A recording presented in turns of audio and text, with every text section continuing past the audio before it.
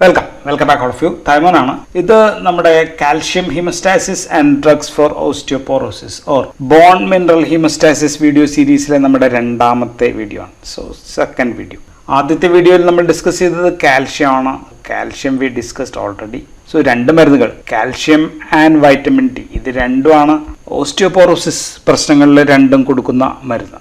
So ഈ രണ്ട് മരുന്നും കൊടുത്തിട്ടാണ് നമ്മൾ ബാക്കി മരുന്നുകൾ കൊടുക്കുക. So we have to discuss calcium and vitamin D first, then only we can discuss what are the other drugs used for osteoporosis. So this video is about vitamin D. നമ്മുടെ ബ്ലഡിലെ calcium level maintain ചെയ്യാൻ അല്ലെങ്കിൽ നിയന്ത്രിക്കാൻ അല്ലെങ്കിൽ വർദ്ധിപ്പിക്കാൻ നമുക്ക് basic 3 mechanisms ആണ് ഉള്ളത്.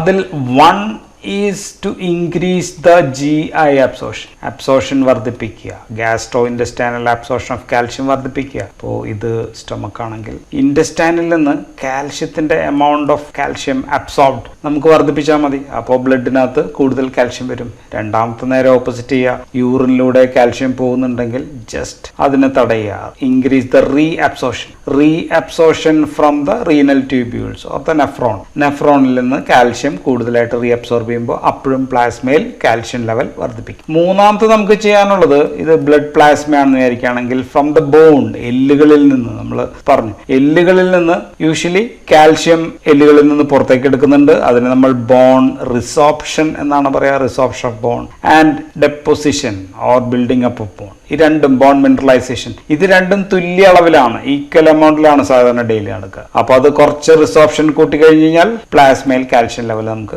വർദ്ധിപ്പിക്കാം. Because we are talking about the drugs which increase the calcium level. Vitamin D അങ്ങനെയുള്ള ഒരു മരുന്നാണ്. 3 ഹോർമോണുകളാണ് കാൽഷ്യം ലെവൽ ബ്ലഡിൽ മെയിൻറ്റെയിൻ ചെയ്യുന്നത് അല്ലെങ്കിൽ നിയന്ത്രിക്കുന്നത്. ഇതിൽ 2 ഹോർമോൺസ് കാൽഷ്യം ലെവൽ വർദ്ധിപ്പിക്കുക ചെയ്യുക. ബ്ലഡ് പ്ലാസ്മയിലുള്ള കാൽഷ്യം എമൗണ്ട് വർദ്ധിപ്പിക്കുന്ന 2 ഹോർമോൺ ഉണ്ട്. ഒരെണ്ണം പക്ഷെ കാൽഷ്യം ലെവൽ താഴ്ത്തുന്ന ഹോർമോൺ. വർദ്ധിപ്പിക്കുന്നത് ഏതൊക്കെയാണെന്ന് ചോദിച്ചാൽ വൺ ഈസ് പാരാത്ത് ഹോർമോൺ ആണ്, PTH എന്ന് നമുക്ക് എഴുതാം. പാരാതൈറോയ്ഡ് ഗ്ലാൻഡിലുള്ള പാരാത്ത് ഹോർമോൺ ആണ് വർദ്ധിപ്പിക്കുന്നത് കാൽഷ്യം ലെവൽ. രണ്ടാമത്തത് വൈറ്റമിൻ ഡി ആണ്. വൈറ്റമിൻ D3 എന്ന് നമുക്ക് എഴുതാം, ആക്റ്റീവ് ഫോം അതാണ്. ഇനി കാൽഷ്യം ലെവൽ താഴ്ത്തുന്ന ആരാന്ന് ചോദിച്ചു കഴിഞ്ഞാൽ അയാളുടെ പേര് കാൽസിറ്റോണിൻ എന്നാണ്. കാൽസിറ്റോണിൻ ഉണ്ടാവുന്നത് തൈറോയ്ഡ് ഗ്ലാൻഡിൽ നിന്നാണ്. തൈറോയിഡിലുള്ള പാരാഫോളിക്കുലാർ സെൽസിൽ നിന്നുണ്ടാവുന്ന കാൽസിറ്റോണിൻ ബ്ലഡിലെ കാൽഷ്യം ലെവൽ താഴ്ത്തും. So 2 hormones are there to increase the calcium levels and 1 hormone is to decrease the calcium level. So നമ്മൾ ഇപ്പോൾ ഈ വീഡിയോയിൽ നമ്മൾ ആദ്യം ഡിസ്കസ് ചെയ്യുന്നത് വൈറ്റമിൻ ഡി ആണ്. So it is A hormone which can increase the calcium levels in the blood plasma. So now let's talk about vitamin D. So vitamin D കുറിച്ച് ആദ്യം the first thing, primary thing I want to talk about vitamin D is this is considered as a hormone rather than a vitamin. So vitamin D ഒരു hormone ആയിട്ടാണ് consider ചെയ്യുന്നത്. ഞാൻ നേരത്തെ സംസാരിച്ചെല്ലാം hormone എന്ന പേരിലായിരുന്നു ഞാൻ പറഞ്ഞുകൊണ്ടിരുന്നത്. Why we call this as a hormone? Because this acts through its receptors. vitamin D receptors വഴിയാണ് ആക്ട് ചെയ്യുന്നത്. ആൻഡ് നമ്മളിപ്പോൾ വൈറ്റമിൻ ഡി ഏറ്റവും കൂടുതൽ വർക്ക് ചെയ്യുന്നത് എൻട്രോസൈറ്റ്സിലാണ്. GA എൻട്രോസൈറ്റ്സ്, ഇത് അതിൻ്റെ മൈക്രോവില്ലായിട്ട് കൂട്ടുകയാണെങ്കിൽ okay. So this the nucleus, വലിയ ന്യൂക്ലിയസ് ഞാൻ വരച്ചിരിക്കുകയാണ്. So it's acts through its receptors, that is vitamin D receptors. Vitamin D receptor it's a type of intracellular receptor ആണ്, സെൽ മെംബ്രെയിനിലുള്ള റിസെപ്റ്റർ അല്ല. Intracellular receptor means nuclear receptor എന്നും പറയാം. So അത് ന്യൂക്ലിയറിൽ DNA ഉണ്ടെങ്കിൽ so it's bind to this retinoic acid. Thyroid hormone work ചെയ്യുന്ന പോലെ റെറ്റിനോയിക് ആസിഡ് റിസെപ്റ്റർ അതിൽ പോയി വർക്ക് ചെയ്തിട്ട് വൈറ്റമിൻ ഡി ഇവിടെ പോയി ബൈൻഡ് ചെയ്യുമ്പോൾ it's generates or it produces certain proteins. കുറച്ച് പ്രോട്ടീനുകൾ ഉണ്ടാക്കും. Transcription of certain proteins. Important proteins ഏതൊക്കെയാണെന്ന് വെച്ചാൽ വൺ ഈസ് കാൽബൈൻഡിൻ എന്ന് പറയുന്ന ഒരു പ്രോട്ടീൻ ഉണ്ടാക്കും. ദെൻ കാൽഷ്യം ATPase എന്ന് പറയുന്ന പ്രോട്ടീൻ ഒക്കെ ഉണ്ടാക്കും. സോ ഈ പ്രോട്ടീൻ ഉണ്ടാക്കിയിട്ട് ഇവിടെ കൊണ്ടുവന്ന് വയ്ക്കും. So this acts as a transporter for this കാൽഷ്യത്തിന് കടന്നു പോകാൻ പറ്റും. So thus it increases the calcium absorption. So that's why we call it as hormone. But there are some membrane bound റിസെപ്റ്റേഴ്സും വൈറ്റമിൻ ഡിക്ക് ഉണ്ട്. ഓക്കെ. സോ വൈറ്റമിൻ ഡിയുടെ mechanism of action ആണ് ഞാൻ പറഞ്ഞത്. It's act through its intracellular or nuclear receptors and it binds to the retinoic acid which is found on the DNA ഉള്ള അവിടെ bind ചെയ്തിരിക്കുന്ന അതിൽ പോയി ബൈൻഡ് ചെയ്യുന്നു. Then it forms a dimer and it produces transcription of certain proteins which leads to increased intestinal absorption of calcium. So ഇതാണ് അതിന്റെ mechanism of action. But vitamin D is also A vitamin also. നമ്മൾ fat soluble vitamin എന്ന് പറഞ്ഞാൽ ADEK. So vitamin D അതിനകത്തും വരും. ഇനി നമുക്ക് vitamin D types, vitamin ഡിയുടെ ഡിഫറെന്റ് ടൈപ്സ് ഏതൊക്കെ നോക്കിയാൽ 2 തരം വൈറ്റമിൻ ഡി ഉണ്ട്. വൺ ഈസ് വൈറ്റമിൻ D2 ഉണ്ട്, D3 ഉണ്ട്.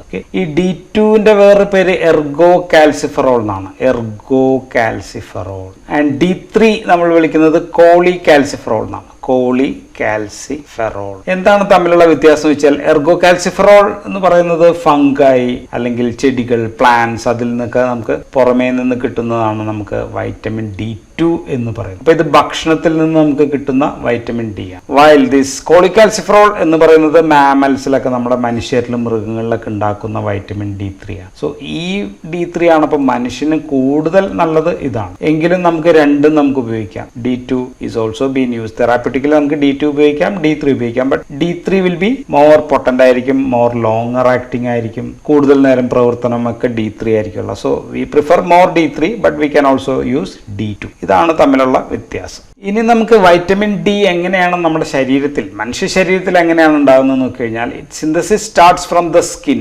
സ്കിന്നിൽ നിന്നാണ് സിന്തസിസ് തുടങ്ങുന്നത്. In our skin contains 7-dehydrocholesterol എന്ന് പറയുന്ന കെമിക്കൽ ഉണ്ട്. 7-dehydrocholesterol. ഇത് സൺലൈറ്റ് അടിക്കുമ്പോഴത്തേക്കും, ബൈ സൺലൈറ്റ് അടിക്കുമ്പോഴത്തേക്കും this will be converted into cholecalciferol ആയിട്ട് മാറും.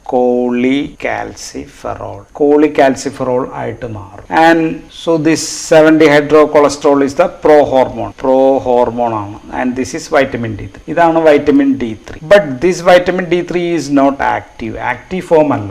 active form ആവണമെങ്കിൽ this has to reach the liverലേക്ക് എത്തണം. ലിവറിലേക്ക് എത്തുമ്പോഴത്തേക്കും അവിടെ ഒരു എൻസൈം ഉണ്ട്. the enzyme is called as 25-alpha hydroxylase. എന്ന് വെച്ചാൽ 25ാമത്തെ പൊസിഷനിൽ ഒരു ഹൈഡ്രോക്സിൽ ഗ്രൂപ്പ് വെച്ച് പിടിക്കുമ്പോഴത്തേക്കും this will be converted into 25OH hydroxyl group ആണ് D3. 25OH വൈറ്റമിൻ D3 ആയിട്ട് മാറും. ഇതിന്റെ വേറൊരു പേര് കാൽസിഫിഡയോൾ എന്ന് വിളിക്കും. Calcifediol. But this is also not active ആണ്, but not active when compared to the other form. Most active form വരാൻ പോകുന്നേ ഉള്ളൂ. ആൻഡ് ലിവറിൽ വെച്ചിട്ട് വേണമെങ്കിൽ ഇതിനെ ഡിസ്ട്രോയ് ചെയ്യാം. അതിന് 24-alpha hydroxylase എന്ന് പറയുന്ന ഒരു എൻസൈം ഉണ്ട്. അത് ആക്ട് ചെയ്യുമ്പോഴത്തേക്കും 24-25 ഡൈഹൈഡ്രോക്സി വൈറ്റമിൻ D3 ആയിട്ട് മാറും. അത് എലിമിനേറ്റ് ചെയ്ത് നശിപ്പിച്ച് കളയാൻ പറ്റും. But this 25 somewhat active form, this will B reaching നമ്മുടെ കിഡ്നിയിൽ എത്തുമ്പോഴത്തേക്കും അവിടെ ഒരു എൻസൈം ഉണ്ട്. ആ എൻസൈമിന്റെ പേര് 1-alpha hydroxylase എന്നാണ്. ഹൈഡ്രോക്സിലേസ് എന്ന് പറയുന്ന ഒരു എൻസൈം ഉണ്ട്. 1-alpha hydroxylase എന്ന് പറയുന്ന എൻസൈം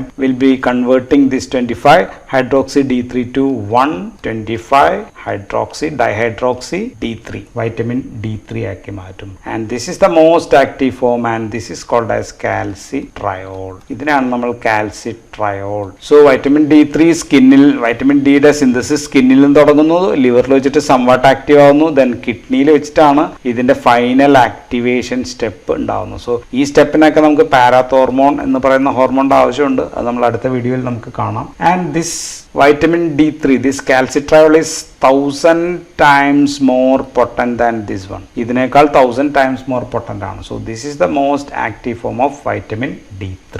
സപ്പോസ് നമ്മൾ വൈറ്റമിൻ D2 ആണ് കഴിക്കുന്നതായിരിക്കും, കാൽസിഫെറോൾ ആണ് കഴിക്കണമെങ്കിലും that will go to the liver and then it go to the kidney and it will be converted to 1-25 dihydroxy vitamin D2 ആയിട്ട് മാറും. Okay, this also useful but not that much potent as calcitriol. നമ്മുടെ ശരീരത്തിൽ സ്വതവേ ഉണ്ടാവുന്നതിന്റെ അത്ര potency ഇല്ലാത്തതാണ്. But we can use this also. ഇനി നമുക്ക് എത്ര വൈറ്റമിൻ D3 ദിവസം വേണം എന്ന് ചോദിച്ചു കഴിഞ്ഞാൽ നമ്മളിതിനെ ഇന്റർനാഷണൽ യൂണിറ്റിലാണ് പറയുക, IU എന്നാണ് പറയുക. ഓക്കെ, 40 IU എന്ന് പറയുന്നത് അല്ലെങ്കിൽ 1 മൈക്രോഗ്രാം ഇസിക്കൽ ടു 40 IU ആണ്. നമുക്ക് ഏകദേശം വേണ്ടത് 400 IU ആണ് ഡെയിലി നമുക്ക് വൈറ്റമിൻ വേണ്ടത്. ക്യാൻ ബി 1000 വരെയൊക്കെ നമുക്ക് പറയാം, IU വരെ വരാം. തെറാപ്യൂട്ടിക്കലി നമുക്കപ്പോൾ കൂടുതൽ വേണ്ടി വരും. So we will usually take 4000 IU ഒക്കെ ആയിരിക്കും സാധാരണ രീതിയിൽ ട്രീറ്റ്മെന്റിനൊക്കെ കഴിയും. ചിലപ്പോൾ അതിലും കൂടുതൽ നമുക്ക് വേണ്ടി വരും. ഇനി നമുക്ക് പറയേണ്ടത് വൈറ്റമിൻ ഡിയുടെ ആക്ഷൻസ് ആണ്. ഏറ്റവും പ്രധാനപ്പെട്ട ആക്ഷൻ എന്തായിരുന്നു? ബ്ലഡ് പ്ലാസ്മയിലുള്ള കാൽഷ്യം എമൗണ്ട് വർദ്ധിപ്പിക്കുക എന്നുള്ളതാണ് ആക്ഷൻ. സോ അതിന് 3 തരം രീതികളുണ്ട്, നമ്മൾ ഓൾറെഡി പറഞ്ഞു. അതിൽ ആദ്യത്തെ രീതി തന്നെയാണ് ഇത് ഉപയോഗിക്കുക. ഞാൻ മെക്കാനിസം ഓഫ് ആക്ഷൻ ഡിസ്കസ് ചെയ്തപ്പോൾ തന്നെ പറഞ്ഞു, it increases the GI calcium absorption. കാൽഷ്യത്തിന്റെ അബ്സോർഷൻ GI എൻഡറോസൈറ്റ്സിൽ നിന്ന് ഗ്യാസ്ട്രോ ഇൻറ്റസ്റ്റൈനൽ ട്രാക്റ്റിൽ നിന്ന് വർദ്ധിപ്പിക്കുക. ഇതാണ് ഇതിന്റെ ഏറ്റവും പ്രധാനപ്പെട്ട action. So vitamin D increases the calcium absorption from the intestine. Calcium മാത്രമല്ല കൂട്ടുക, also it increases the absorption of phosphate. ഫോസ്ഫേറ്റിന്റെ അബ്സോർഷനും GIയിൽ നിന്ന് വർദ്ധിപ്പിക്കും. സോ ഇത് വർദ്ധിപ്പിക്കുന്നത് എങ്ങനെയാണെന്ന് മെക്കാനിസത്തിൽ പറഞ്ഞു. അതിന് കാൽബൈൻഡിൻ എന്ന് പറയുന്ന ഒരു പ്രോട്ടീൻ കൂടുതൽ ഉണ്ടാക്കുന്നുണ്ട്. ദെൻ കാൽഷ്യം ATPase ഉണ്ടാക്കുന്നുണ്ട്. സോ ഇതൊക്കെ ഉണ്ടാക്കുമ്പോഴത്തേക്കും ഇൻറ്റസ്റ്റൈനിൽ നിന്ന് കാൽഷ്യം റീഅബ്സോർഷൻ വർദ്ധിപ്പിക്കും. So this the most important action of vitamin. ഇനി രണ്ടാമത്തെ പ്രവർത്തനം നെഫ്രോണിലാണ് ചെയ്യാവുന്നതെന്ന് ഞാൻ പറഞ്ഞു. ആ നെഫ്രോണിൽ എന്ത് ചെയ്യാം? കാൽഷ്യത്തിന്റെ റീഅബ്സോർഷൻ വർദ്ധിപ്പിക്കാം. ഇവിടെ അബ്സോർഷൻ ആണ് വർദ്ധിപ്പിക്കുക, മറ്റേത് നെഫ്രോണിൽ നിന്ന് കാൽഷ്യം റീഅബ്സോർഷൻ നമുക്ക് വർദ്ധിപ്പിക്കാം. ഓക്കെ, ട്യൂബ്യൂൾസിൽ നിന്ന് റീഅബ്സോർഷൻ, അവിടെയും also increases calcium and also phosphate. കാൽഷ്യത്തിന്റെയും ഫോസ്ഫേറ്റിന്റെയും റീഅബ്സോർഷൻ വർദ്ധിപ്പിക്കുന്നുണ്ട്. But compared to other hormone, നമ്മൾ ഇനി പഠിക്കാനുള്ള ഒരു ഹോർമോൺ ഉണ്ട് PTH, പാരാത്തോർമോണിനെ അപേക്ഷിച്ച് ഈ ആക്ഷൻ ഇവിടെ ഇത് കുറവാണ്. എങ്കിലും this can do. Then another mechanism, മൂന്നാമത്തെ മെക്കാനിസം നമ്മൾ പറഞ്ഞത് എല്ലുകളിൽ നിന്ന് കാൽഷ്യം അടർത്തിയെടുക്കുക എന്നുള്ളതാണ്. അതിന് ബോൺ റിസോപ്ഷൻ എന്നാണ് പറയുക എന്ന് പറഞ്ഞു. ബോൺ റിസോപ്ഷൻ എന്നാണ് അതിന് പറയുക. അത് വർദ്ധിപ്പിക്കുക, ഇൻക്രീസ് ബോൺ റിസോപ്ഷൻ. അതെങ്ങനെ ചെയ്യാന്ന് വെച്ച് കഴിഞ്ഞാൽ it acts on this immature osteoclast. ഓസ്റ്റിയോക്ലാസ്റ്റുകളുടെ ഡിഫറൻസിയേഷൻ വർദ്ധിപ്പിക്കുക, അല്ലെങ്കിൽ അവയുടെ റിക്രൂട്ട്മെന്റ് വർദ്ധിപ്പിക്കുക. സോ ഇതിപ്പോൾ എല്ലാണെന്ന് വിചാരിക്കുക. നമ്മൾ we will discuss this later. നമ്മൾ ബാക്കി ഡ്രഗ് ഒക്കെ പഠിക്കുമ്പോഴത്തേക്ക് പറയും. സോ ഓസ്റ്റിയോക്ലാസ്റ്റ് ഇവിടെ വന്നിട്ട് എല്ലുകളെ ഭക്ഷിച്ചിട്ട് കാൽഷ്യം പുറത്തേക്ക് വിടുന്നു. ഇത് വർദ്ധിപ്പിക്കുക എന്നുള്ളതാണ് ഒരു പണി. അപ്പോൾ ഓസ്റ്റിയോക്ലാസ്റ്റിന്റെ എണ്ണവും എന്താ പറയുക ആക്ടിവിറ്റിയൊക്കെ വർദ്ധിപ്പിക്കണം. ബോൺ റിസോപ്ഷൻ കൂടുതലായിരിക്കും. അപ്പോഴത്തേക്കും അത് ബ്ലഡിലേക്ക് വരും. ഓക്കെ, പക്ഷെ ഇവിടെ നമ്മൾ കൺഫ്യൂഷൻ ആവാൻ പാടില്ലാത്തൊരു കാര്യം, നമ്മൾ വൈറ്റമിൻ ഡി ഉപയോഗിക്കുന്നത് ബോൺ ബിൽഡിംഗ് അപ്പ് ഓഫ് ബോണിന് വേണ്ടിയിട്ടാണ്. ഓസ്റ്റിയോപോറോസിസിനാണ് നമ്മൾ ഉപയോഗിക്കുന്നത്. പക്ഷേ ഇതിന്റെ ആക്ഷൻ ബോൺ റിസോർഷൻ വർദ്ധിപ്പിക്കുന്നതെന്നുള്ളതുണ്ട്. But it is minor amount ആണ്, കുറച്ച് എമൗണ്ടിലാണ് ഇതിന്റെ ആക്ഷൻ ഉള്ളത്. Okay, but still it can increases the bone resorption, but increase the calcium absorption and also increases the calcium reabsorption from the renal tubules. അതിൽ ഏറ്റവും പ്രധാനം calcium absorption from the GIT വർദ്ധിപ്പിക്കുക എന്നുള്ളതാണ്. ഇനി വേറെയും ആക്ഷൻസ് ഒക്കെ ഉണ്ടോന്ന് വെച്ചാൽ ഇമ്മ്യൂണിറ്റിയിൽ കുറച്ച് ആക്ഷൻസ് ഉണ്ട്. Vitamin D can increase the immune system action. Innate ഇമ്മ്യൂണിറ്റിയൊക്കെ ആക്ടിവേറ്റ് ചെയ്യാം. അതുകൊണ്ട് വൈറൽ ഇൻഫെക്ഷൻസ് ഒക്കെ കുറയ്ക്കാൻ സാധിക്കും. ഈ കൊറോണയുടെ കാലത്ത് ഒരു വീഡിയോ ഒക്കെ ഇറങ്ങിയായിരുന്നു, വൈറ്റമിൻ D3 കഴിക്കൂ കൊറോണ തടയൂ എന്നൊക്കെ പറഞ്ഞിരിക്കുന്ന ഏകദേശം ഇതുമായിട്ട് ബന്ധപ്പെട്ടുള്ള ആക്ഷനാണ്. But it is not highly specific ആയിട്ടുള്ള ആക്ഷൻ ഒന്നുമല്ല. ജനറൽ ഇന്നേറ്റ് ഇമ്മ്യൂണിറ്റി മാത്രമാണ് വർദ്ധിപ്പിക്കുക. ഇനി വേറൊരു ആക്ഷനുള്ള കാർഡിയോവാസ്കുലർ സിസ്റ്റത്തിലും കുറച്ച് ആക്ഷനൊക്കെ ഉണ്ട്. ഭയങ്കര സീരിയസ് ആയിട്ടുള്ള എഫക്റ്റ് ഒന്നുമില്ല. ദെൻ ഇൻ പ്രഗ്നന്റ് ഫീമെയിലിൽ ഇനഫ് വൈറ്റമിൻ D3 നമുക്ക് ആവശ്യമാണ്. So they have to take enough vitamin D3 കഴിക്കുക. ഇല്ലെങ്കിൽ ജസ്റ്റേഷണൽ ഡയബറ്റിസ് മെലിറ്റസ് പോലെയുള്ള പ്രശ്നങ്ങളൊക്കെ ഉണ്ടാകാം. So these are the actions of vitamin D. But most important action is gastrointestinal absorption of calcium വർദ്ധിപ്പിക്കുക എന്നുള്ളതാണ് ഇതിന്റെ പരമപ്രധാനമായിട്ടുള്ള ആക്ഷൻ. അപ്പോൾ ഇനി നമുക്ക് കാണേണ്ടത് വൈറ്റമിൻ ഡി പ്രിപ്പറേഷൻസ് ഒക്കെയാണ്. പ്രിപ്പറേഷൻസിൽ ഏറ്റവും ഇമ്പോർട്ടന്റ് ഞാൻ പറഞ്ഞു കഴിഞ്ഞു, കാൽസിട്രയോൾ തന്നെയാണ് മോസ്റ്റ് ഇമ്പോർട്ടന്റ് ഡ്രഗ്, കാൽസിട്രയോൾ. സോ ഏറ്റവും best form of vitamin D is calcitriol. Vitamin D3 is calcitriol ആണ് most effective in osteoporosis and drug of choices